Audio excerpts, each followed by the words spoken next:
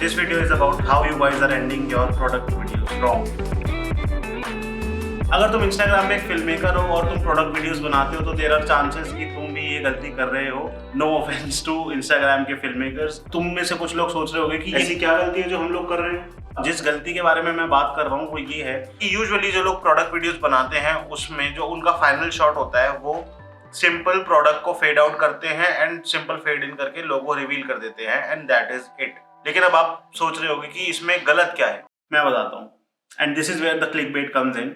Since art is subjective और art में कुछ सही या गलत नहीं होता and film making is an art, तो इसमें टेक्निकली कुछ सही या गलत नहीं है, लेकिन ये बहुत ही ज़्यादा कॉमन है एंड इसकी वजह से all the product videos, all the product B roll जो इंस्टाग्राम पे हम लोग देखते हैं, all of those look the same transitions, the similar and since हमारी प्रोडक्ट वीडियोस में हमारे पास बहुत ही ज़्यादा कम टाइम होता है पूरी वीडियोस बनाने के लिए, तो we have very less time to capture the attention of the audience and ending shot जो होता है वो बहुत ही ज़्यादा क्रूशल होता है in making a person, making the viewer remember your video. तो हमें कम से कम टाइम के अंदर अपनी ऑडियंस को ये दिखाना होता है कि हमारा जो प्रोडक्ट है वो क्यों बेहतर है.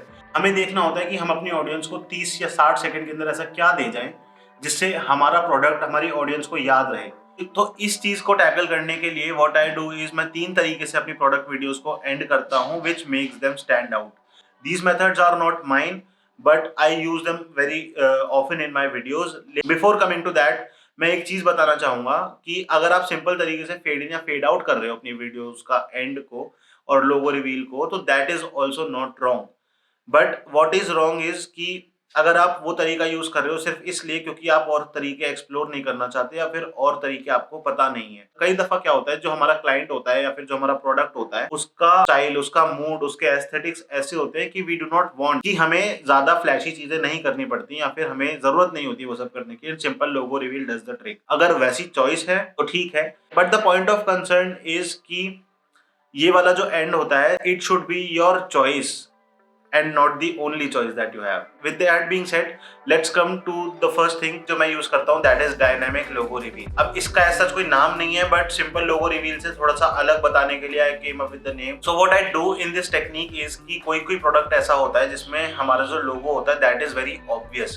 Obvious से मेरा मतलब है कि हमारा लोगो काफी ज्यादा या तो बड़ा होता है या फिर बहुत ही ज्यादा पॉप आउट कर रहा होता है from the product. तो उस केस में what I do is कि I take the final shot in such a way that जो हमारा फाइनल शॉट है उसमें से हम लोगों को रिवील कर देते हैं and that looks very very smooth and very very catchy to the eye. For example मैंने एक प्रोडक्ट वीडियो बनाई थी फॉर अ ब्रांड एंड उसके जो बॉक्स था उसके ऊपर जो उनका लोगो था वो इनग्रेव्ड था and that looked very good. तो मैंने फाइनल शॉट में स्पेसिफिकली वो लोगो को रिवील करने के लिए I took that shot and I reveal the logo from that and this is a very good and fun way to end the video and reveal the logo. और इसकी वजह से जो हमारा ओवरऑल फ्लो होता है that becomes very smooth and हमारा logo भी रिवील हो जाता है and it pops out pretty much. With that being said, let's move on to the second thing which is adding movement to your final shot. अब adding movement to your final shot से मेरा क्या मतलब है. अगर आप अपने shot को, अपने फाइनल शॉट को सिंपल फेड आउट करते हो या फिर सिंपल पैन आउट करते हो,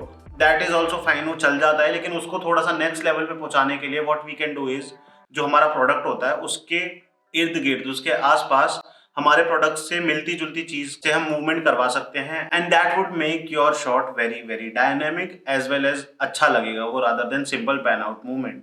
for example, here is a project जिसके अंदर मैंने काम किया था and which was a product video for a popcorn company.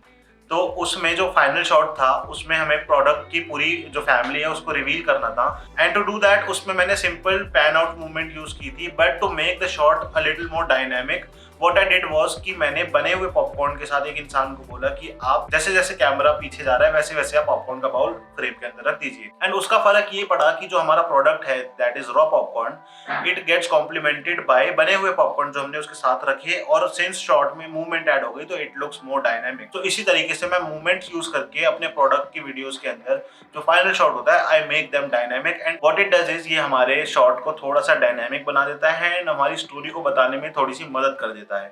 With that being said, let's come to the third technique and this is my personal favourite. मेरे को बहुत ही ज़्यादा पसंद है इस टेक्निक को अपने वीडियोस के अंदर यूज़ करना, and that is placing the product in the right environment. And what I mean by it is कि जो भी आपका प्रोडक्ट है आप उसके आइडियल यूज के सिनेरियो में जाके, उस एनवायरनमेंट में जाके अपनी वीडियो शूट करें, एंड खास करके जो फाइनल शॉट है तो उसको आप वहाँ पे यूज़ करें। फॉर एग्जाम्पल मैंने अपने क्लाइंट के लिए वीडियो बनाई थी विच वॉज अ प्रोटीन कमर्शियल जो उनका लॉन्च था, और उसका यूएसपी ये था कि you can carry it directly to the gym.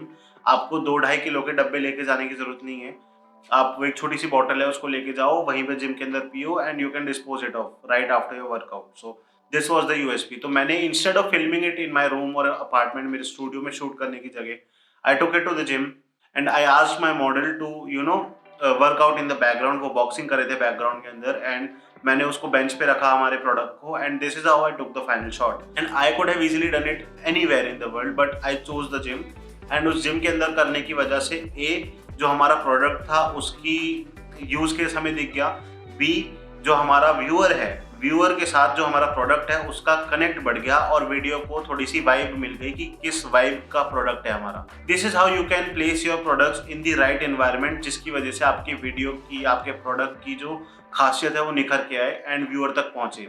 And this technique can make your videos very very impactful. अब इस चीज को तुम हर जगह यूज नहीं कर सकते, हर प्रोडक्ट की एनवायरनमेंट में जाके फिल्म नहीं कर सकते, and that is okay, but you should try to do this या फिर include this in your short list whenever you can, and this is how you make your videos better. So that's it for the video. Thank you so much for watching, and I am sure these tips are going to help you in your product videos. They did to me, और वो आपको भी करेंगी, experience से बोल रहा हूँ। Bye, piece.